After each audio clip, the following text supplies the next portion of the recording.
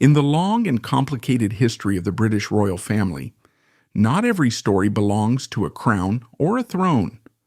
Some unfold quietly, away from the cameras, shaping the lives of those who stand just beyond the spotlight. Lady Jane Fellows is one of those figures. As the sister of Diana, Princess of Wales, she lived at the intersection of two powerful forces, the loyalty of blood and the demands of monarchy.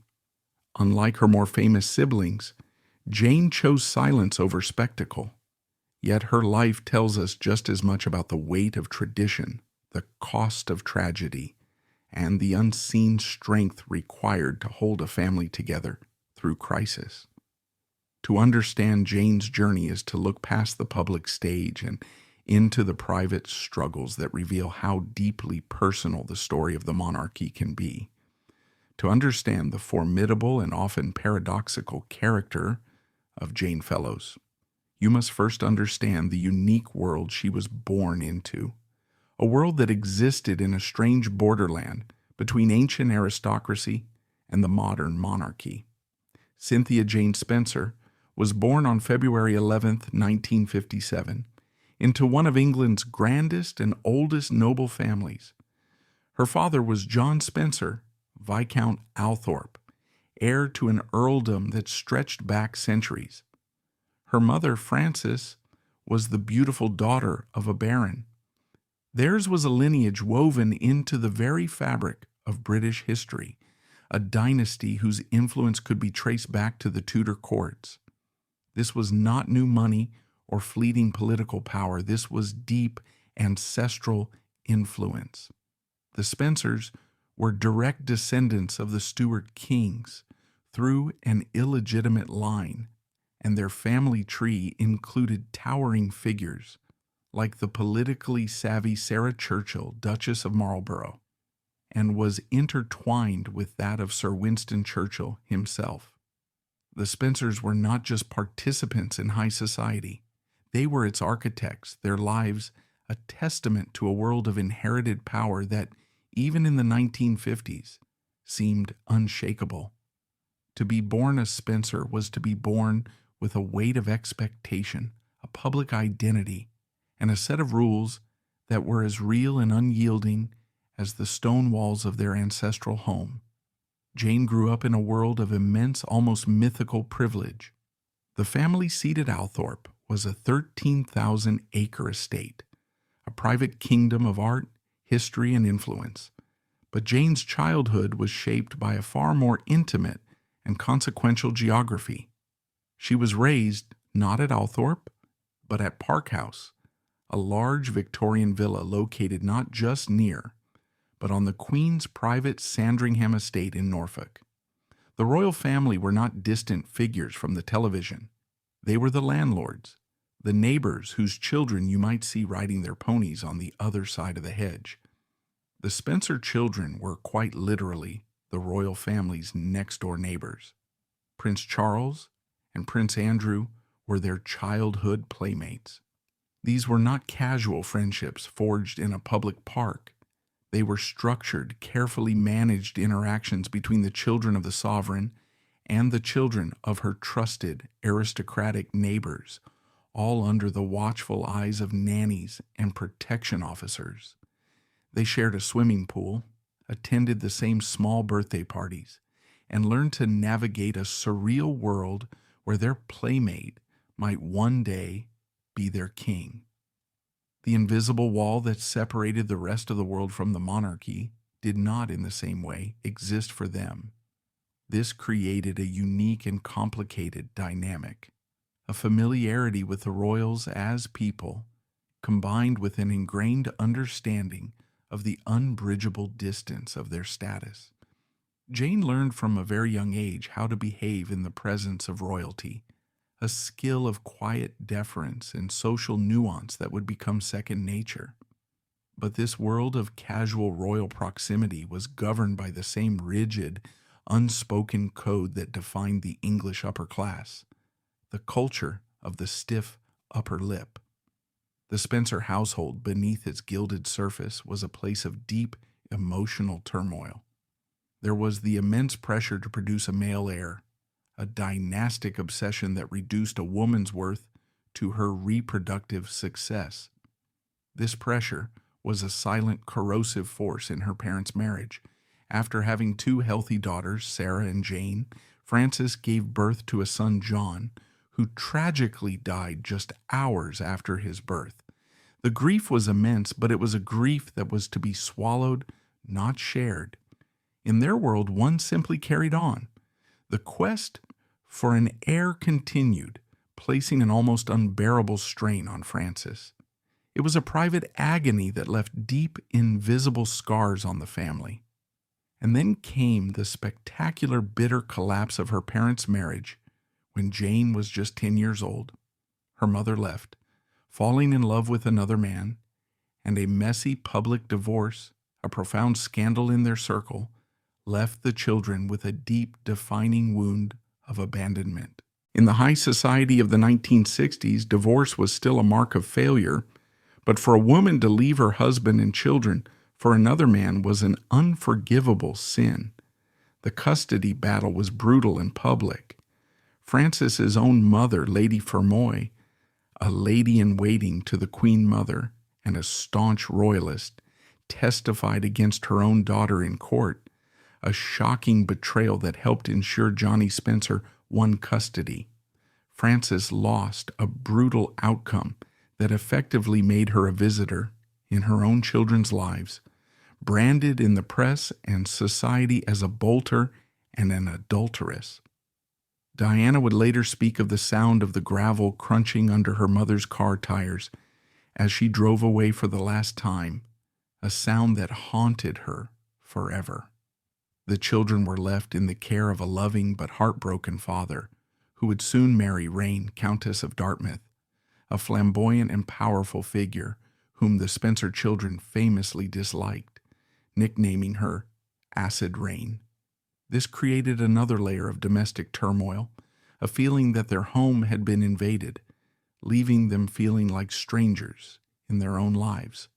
For Jane, the quiet, observant 10-year-old, this entire sequence of events, the pressure, the loss, the abandonment, the arrival of a disliked stepmother, was a foundational lesson in loss and the importance of self-containment. While Diana reacted with an outward emotional neediness that would define her life, constantly searching for the unconditional love she felt she had lost, and Sarah with a rebellious anger, Jane seemed to turn inward. She saw the chaos that raw emotion could unleash and learned to build her own internal fortress. She became the reliable one, the academic one, the one who followed the rules. In the emotional tempest of her family, she found safety in structure, logic, and control. This upbringing forged in Jane an emotional armor.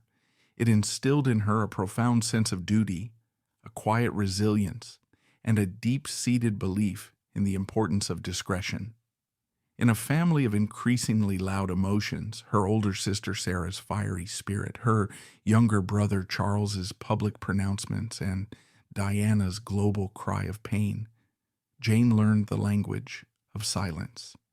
It was a quality that would make her the perfect steadying presence in the early days of her sister's royal life, but it would also become the very thing that would later be interpreted by her critics, and perhaps even by Diana herself, as a cold and unforgivable betrayal. After a privileged education at the exclusive West Heath School, where she excelled as the brainy Spencer sister, Jane could have followed a predictable path. She was bright, earning several O-levels and A-levels, a level of academic achievement that was not always a priority for aristocratic girls of her generation, who were often expected to simply marry well. The traditional route was clear: a London season as a debutante, a series of society balls, and an advantageous marriage to a fellow aristocrat with a title and land. For a brief period, it seemed Jane might forge a different, more modern path entirely. She secured a job at the prestigious Vogue magazine, immersing herself in the fast-paced world of fashion and journalism in 1970s London. It was a glimpse of a professional, independent life. But Jane possessed a quiet ambition that sought a different kind of influence, one that was perhaps more aligned with the world she was born into. She did not enter the corporate world or pursue a media career. Instead, she made a move that was, in its own way, far more powerful. She cemented her family's connection to the crown in the most personal way possible. In 1978, at the age of 21, Jane married Robert Fellows.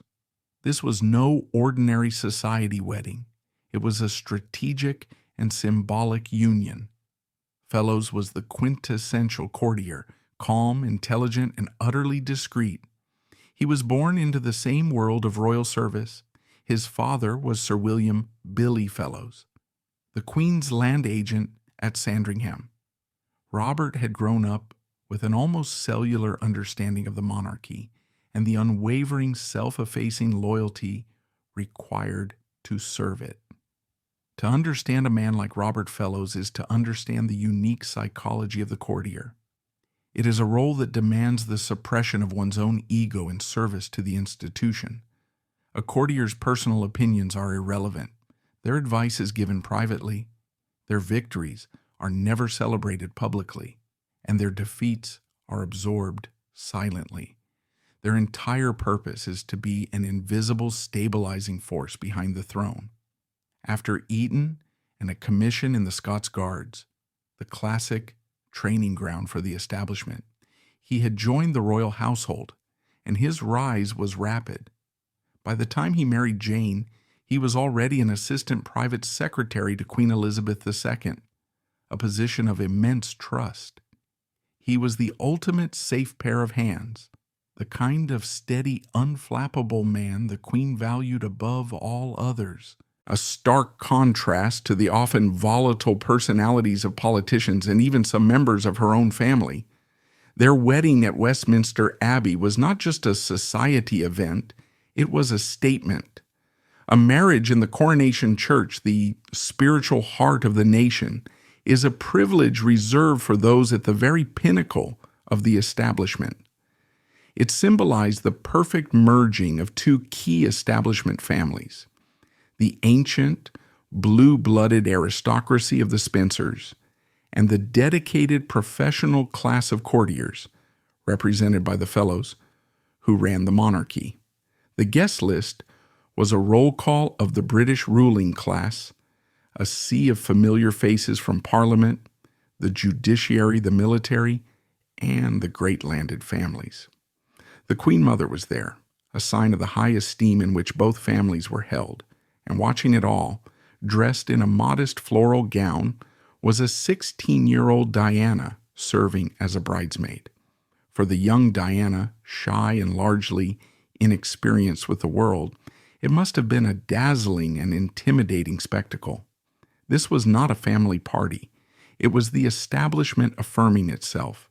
She was witnessing her composed, intelligent older sister being formally absorbed into the very center of the royal machine. The wedding was a clear signal. Jane Spencer was now a true royal insider, a woman who had married into the firm 3 years before her younger sister would even have her first date with the Prince of Wales. She and her husband were given a grace and favor home at Kensington Palace, becoming part of the fabric of royal life. This wasn't like buying a house in a nice neighborhood. It was akin to being given executive housing on the company campus. They were living among a cloistered community of minor royals, retired courtiers, and senior staff. It was a life of quiet privilege and absolute discretion, governed by unspoken rules and the ever-present reality of the court circular. Jane's life became one of raising her 3 children, Laura, Alexander, and Eleanor, within the secure but insular walls of the palace complex. Her social life intertwined with her husband's career and the rhythms of the royal court. It was a disciplined, orderly, and predictable existence. Jane was living the life Diana was about to enter, but from the other side of the looking glass, not as a principal, but as part of the discreet, powerful machinery that made the whole show run. While Diana would later describe Kensington Palace as a prison, for Jane, it was a symbol of her status and security. She was not a guest, nor was she a star attraction. She was part of the management. She was perfectly positioned, a young woman of formidable composure, moving with ease in the corridors of power. But this position, which at first seemed to be her greatest asset, would soon become her personal crucible. In the early 1980s, as the newly minted Princess of Wales struggled to navigate the bewildering protocols and crushing loneliness of her new life, her sister Jane's apartment at Kensington Palace was her primary sanctuary. It was just a short walk across the palace grounds, but it was a world away from the cold formality of her own royal household in apartments 8 and 9, where every staff member was a potential observer, a potential reporter back to the palace machine. Here, in Jane's comfortable, family-oriented home, filled with the normal clutter of children's lives, Diana could be herself. She could kick off her shoes, complain about a difficult engagement, or cry about her husband's indifference without fear of judgment or reprisal. Jane was the calm, steadying older sister, the one who understood the unwritten rules and who could offer a cup of tea and a dose of sensible advice. She was Diana's guide, her confidant, and her emotional anchor.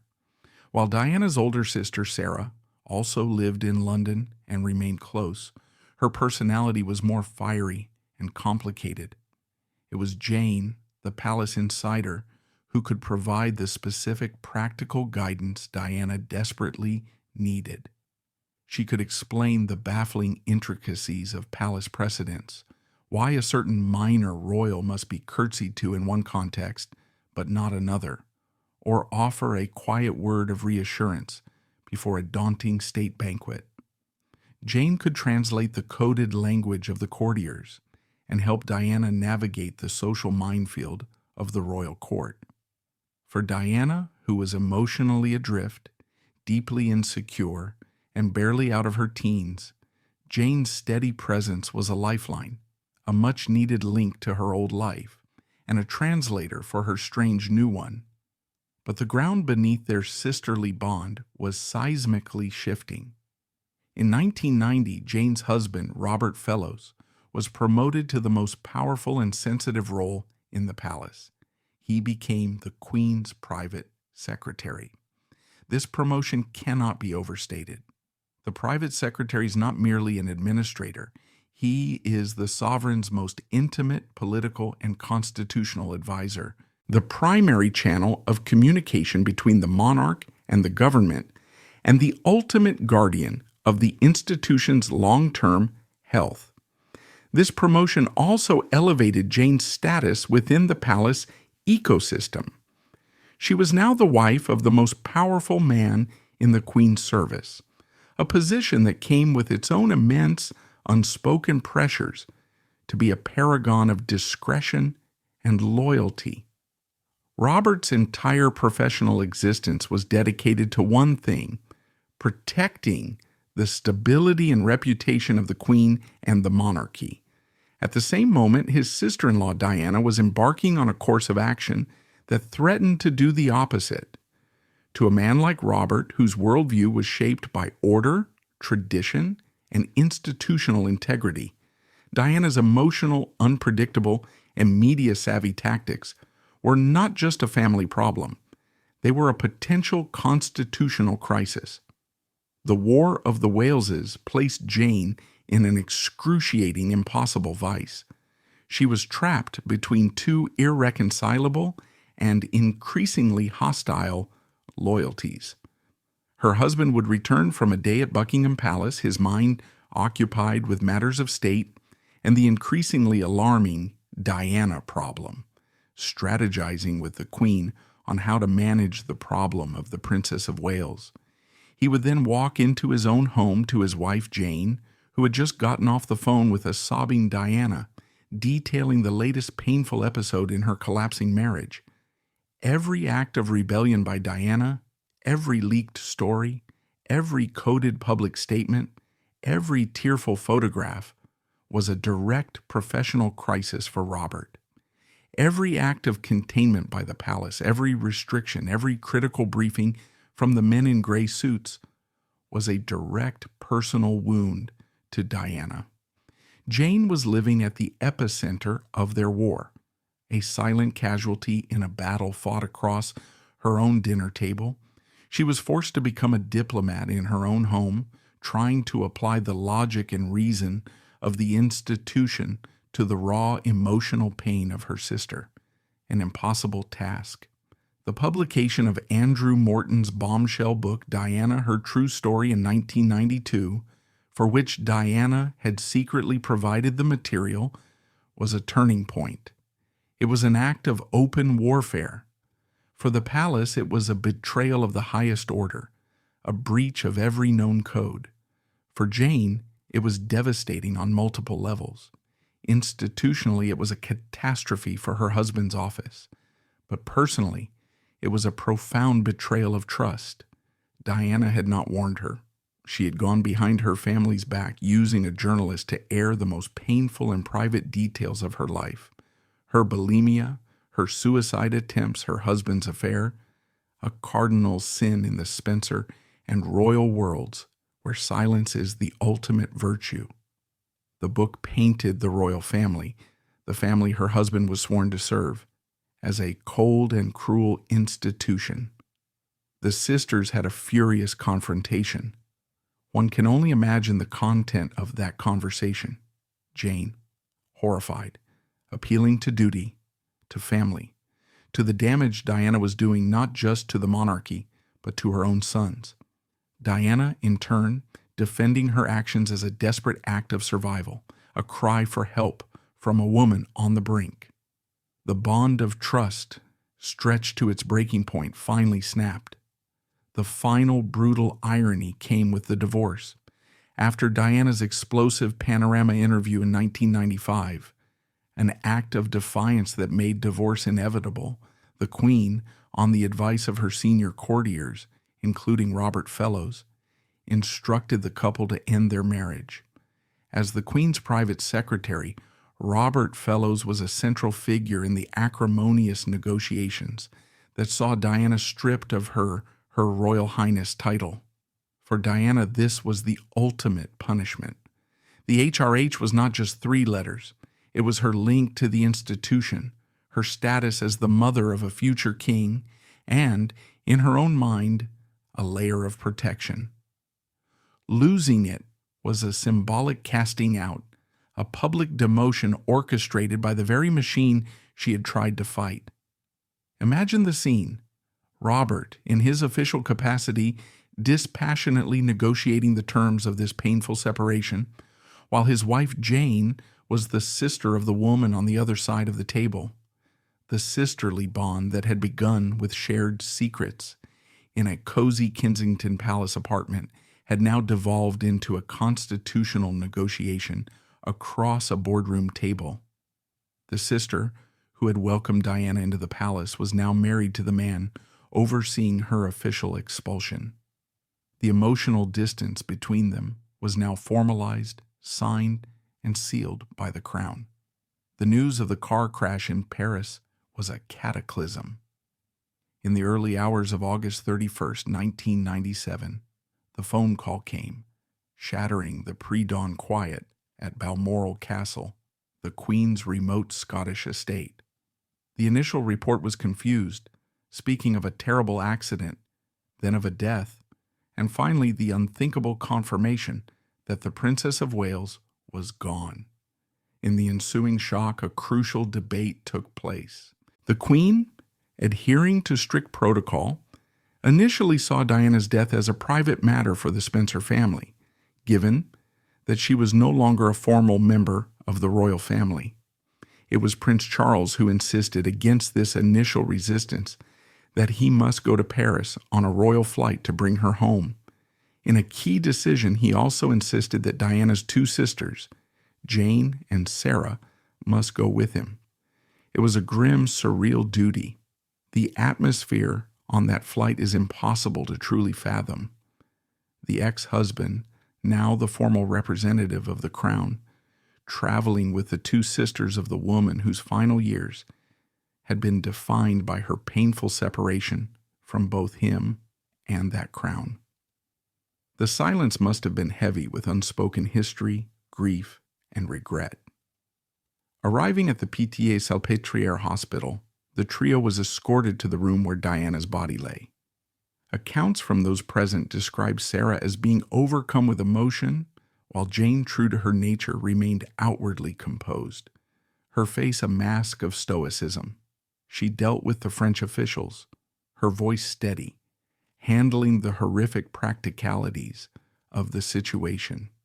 It was in this sterile foreign room, under the glare of fluorescent lights, that Jane, the woman known for her composure, was faced with the brutal, tangible reality of her vibrant younger sister's death. This was not a headline or a constitutional crisis. This was her little sister, still and silent. But in the days that followed, as the nation convulsed in an unprecedented outpouring of grief and anger, Jane was called upon to perform one final public act of impossible diplomacy. The planning for the funeral became a battleground. At the funeral in Westminster Abbey, the Spencer family and the monarchy stood as two opposing camps. The Spencers, led by a furious Charles Spencer, felt Diana had been sacrificed on the altar of royal duty and then cast aside, and they were determined to reclaim her as their own. The palace, blindsided by the public's raw anger towards them, was struggling to navigate a crisis that threatened the very legitimacy of the monarchy. Tense negotiations took place over every detail.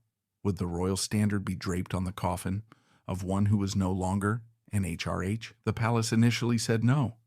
A furious public and a devastated Prince Charles forced them to relent.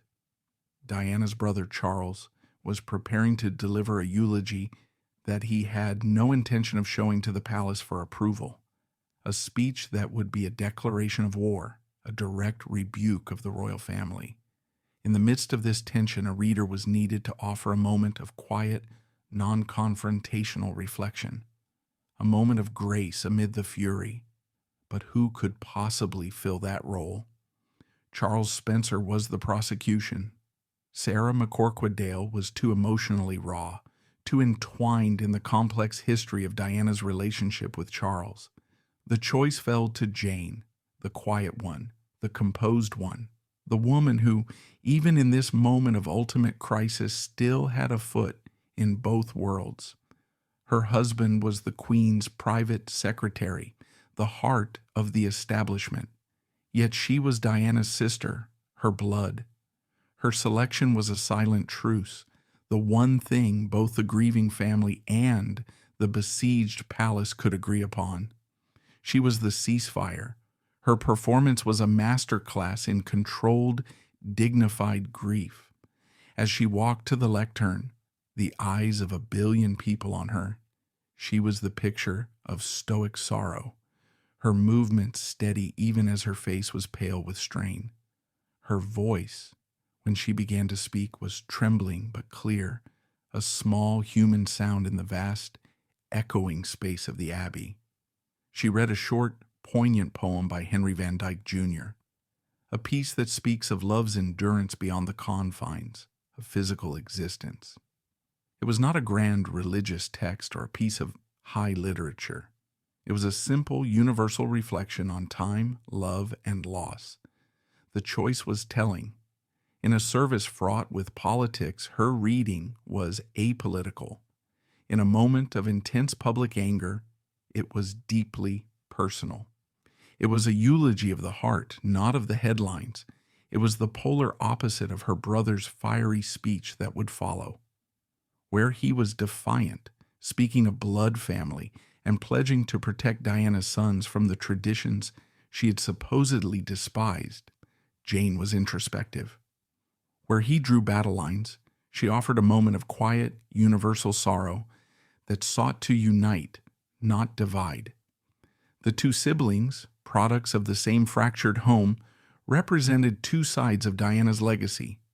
Charles embodied the rebellious anti-establishment spirit, while Jane represented the part of Diana that, despite everything, had been bound by duty and a deep love for her sons within that same establishment.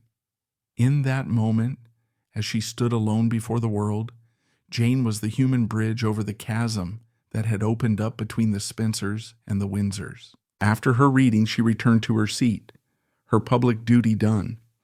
And for the next 20 years, as the world endlessly debated and mythologized her sister, Lady Jane Fellowes simply and completely disappeared. In the chaotic years that followed Diana's death, Lady Jane Fellowes chose a path of absolute, profound, and almost monastic silence.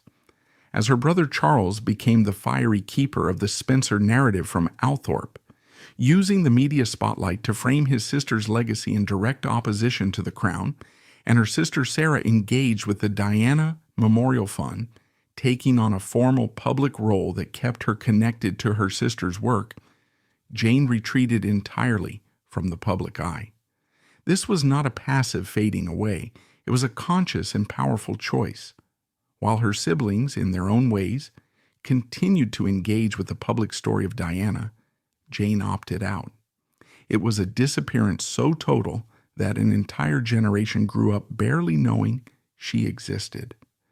Having lived for a decade at the excruciating center of a public civil war, Jane chose peace. Her decision was solidified when her husband, Robert Fellowes, retired as the Queen's private secretary in 1999. While his retirement was likely planned, the timing was significant. He had steered the monarchy through its most turbulent crisis in modern memory, and his departure marked the end of an era. Upon his retirement, he was granted a life peerage for his unwavering service, becoming Baron Fellowes of Shottisham. Jane, by extension, became the Lady Fellowes, her connection to the heart of the establishment made permanent, even as they physically withdrew from it. They left the cloistered world of Kensington Palace and moved to the quiet countryside of Norfolk, a symbolic return to the landscape of her childhood, a world away from the hothouse of palace politics and the relentless glare of the press. Her silence was a reflection of the impossible weight of the knowledge she carried. She was, in essence, a living archive of the entire conflict, and she chose to seal the doors. She, more than almost anyone, knew both sides of the story.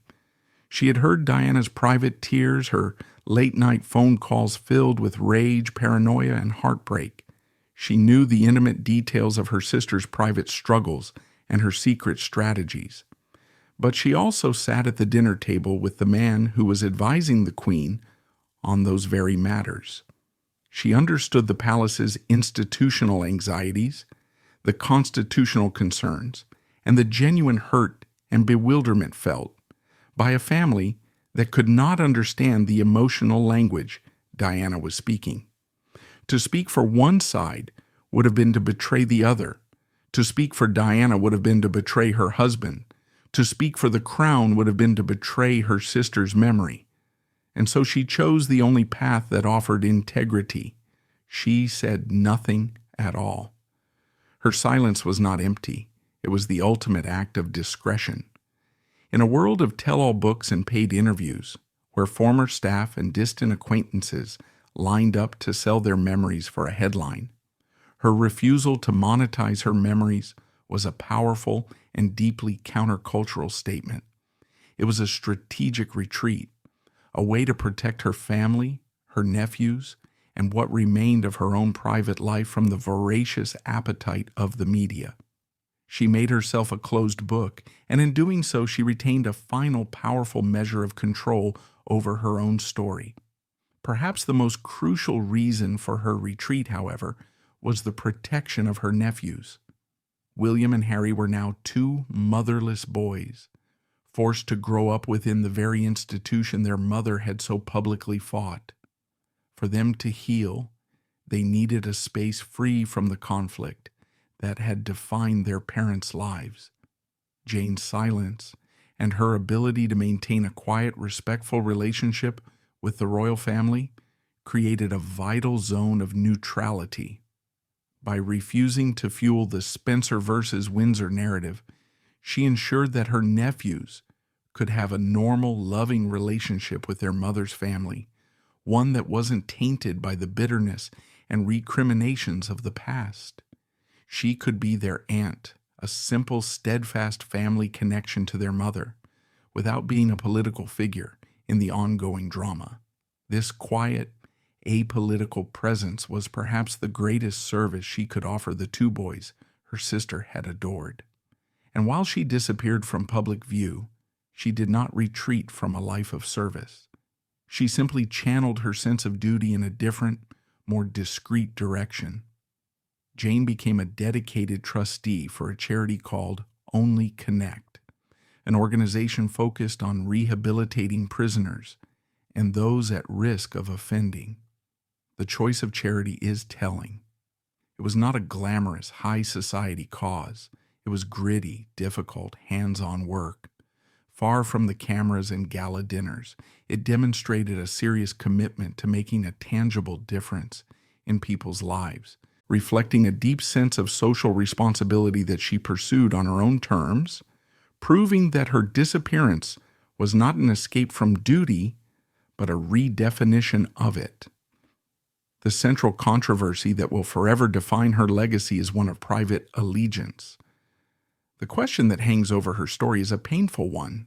In the end, did she betray her sister? From the perspective of Diana and her most ardent supporters, the answer was a heartbreaking yes. In her loneliest moments, Diana felt abandoned. She saw Jane's loyalty to her husband and her continued place within the royal establishment as a choice against her. To Diana, this wasn't an abstract political situation. It was a deeply personal crisis, and she desperately needed allies. She expected her own family to form a protective circle around her, to validate her pain and stand with her against the institution she felt was crushing her. When that didn't happen in the way she envisioned, her disappointment was immense. Friends of the princess from that period recall Diana's profound frustration after phone calls with Jane. She felt her sister was more concerned with protocol and the potential embarrassment to the crown than with her raw human suffering. Jane's composure was seen as coldness, her silence as a lack of support. For Diana, who operated on a deeply emotional level, politics was personal. If you weren't with her, you were against her. There was no middle ground. Jane's inability to join her sister's rebellion, to publicly validate her narrative of victimhood, was, in Diana's eyes, a profound betrayal of the sisterly bond she held so sacred. But there is a more complex and perhaps more compassionate interpretation. This view argues that Jane was not a betrayer, but a victim of an impossible circumstance. She was a wife, a mother, and a woman bound by the codes of her time and class. To truly understand her position, one must understand the role of a courtier's wife. It was an unspoken but rigidly enforced duty to be a model of discretion, to be utterly invisible, and to support the institution her husband served without question. For Jane to publicly side with Diana would not have been a simple act of family solidarity. It would have been a catastrophic breach of protocol that would have ended her husband's career and made their own position within the royal world untenable. It would have been asking her to detonate her own life. Her loyalty was not a single thread to one person. It was a tangled web of duties to her sister, her husband, her children, and her queen. The queen was not an abstract entity to Jane. She was the revered employer of her husband, a figure she had known since childhood, as her neighbor, and the monarch to whom she owed allegiance. The conflict was not theoretical, it was a daily reality. Her silence from this perspective was not a sign of indifference, but a sign of immense internal conflict. It was the only way she could navigate an impossible path without completely destroying one side of her life or the other. From this perspective, her quiet dignity was its own form of strength. She did not add fuel to the media fire. She did not cash in with tell-all books. Consider the alternative path, the one her brother Charles took. His explosive eulogy at the funeral was a cathartic and powerful moment of public defiance that resonated with a grieving world. But in the long term, it deepened the chasm between the Spencers and the Windsors for years. Jane's approach was less immediately satisfying, but arguably more strategic. She maintained her relationship with the Queen, and in doing so, she kept a vital bridge intact, not for herself, but for her nephews, Princes William and Harry. Her silence in this light was not an act of betrayal, but an act of long-term, strategic peacemaking. After their mother's death, the two young princes had to continue their lives inside the very institution that had been a source of their mother's pain. They needed a connection to their Spencer heritage that was free from the anger and politics of the past. Jane provided that. Because she had not burned her bridges, she could be present in their lives as a quiet, stable, and apolitical figure, their aunt, a loving link to their mother, without the baggage of public feuds. Her silence wasn't a betrayal of Diana. It was arguably a profound act of loyalty to Diana's most precious legacy, her children. For 20 years, she lived this silent life. Through the turn of the millennium, the royal weddings of her nephews, the births of a new generation of royals, and the endless public debates over her sister's legacy, Lady Jane Fellowes remained a ghost in the national memory, a figure of quiet, resolute discretion. The world had moved on, and it seemed her story had been fully written, concluded by her dignified reading and subsequent retreat, and then, in 2018, she re-emerged. The occasion was the wedding of her nephew, Prince Harry, to Meghan Markle, an event watched by billions around the globe. In a deeply personal and symbolic act, Harry asked his Aunt Jane to give a reading. The choice was profoundly significant. He could have asked his uncle, Charles Spencer, a practiced and powerful public speaker.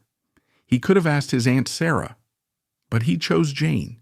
He chose the quiet one, the diplomat, the sister who had maintained the bridge between the Spencers and the Windsors. It was a choice that honored family without inviting controversy. As she stood once again in a royal chapel, this time St. George's at Windsor, her presence was a powerful statement. She read from the Song of Solomon, a beautiful poetic passage about the enduring power of love. Her voice was steady, warm, and filled with a joy that stood in stark, poignant contrast to the trembling, grief-laden duty she had performed 2 decades earlier. This was not a eulogy. It was a celebration. And her presence was Harry's way of ensuring his mother was represented not as a tragic figure, but as a source of love. It was his way of saying that his mother's family was not a forgotten annex to his story, but a central pillar of it. This was not a one-off gesture. The message was powerfully reinforced a year later at the christening of their son Archie in 2019. When the official photograph was released, royal watchers were stunned. Royal portraits are not casual snapshots. They are carefully choreographed documents of hierarchy and favor. In this portrait, standing proudly alongside Meghan's mother Doria Raglan, were Diana's 2 sisters, Lady Jane Fellowes and Lady Sarah McCorquodale. They were not relegated to the background. They stood in the heart of the family group, positioned more centrally than the Prince of Wales and the Duchess of Cornwall. It was a radical and deliberate signal of importance. In that single image, Harry and Meghan declared that the Spencers were not secondary relatives. They were front and center in their son's life, co-equal with the Windsors in their family narrative. It was the ultimate visual confirmation of Jane's enduring significance. Through these deliberate acts of inclusion, Prince Harry recontextualized his aunt for the world. She was no longer just a figure from a tragic past, the sister caught in an impossible conflict. She was now presented as a respected elder, a matriarchal figure, and the living embodiment of his Spencer heritage. Her quiet, 2-decade-long vigil of silence had been rewarded not with a public platform, which she never sought, but with a place of quiet honor at the heart of the family's future. The sister in the shadow had been gently but deliberately brought into the light, not by the press or by public demand, but by the love and respect of the nephew she had quietly supported all along. Today, Lady Jane Fellows continues to live a life of quiet privacy. Her story is one that defies easy judgment. She is the Spencer who stayed, the sister who navigated the treacherous currents between a rebellious, heartbroken princess and an unbending, ancient monarchy. She is a woman who absorbed the traumas of a national tragedy and chose to carry them with a silent dignity that feels like a relic from another age. Her legacy is not written in headlines or eulogies, but in that very silence. It is the story of a woman who understood the devastating cost of a war she could not win, and who chose to honor both the fallen soldier and the flag, a keeper of secrets, and the quiet, unbreakable bridge between the family she was born into and the one she swore to serve.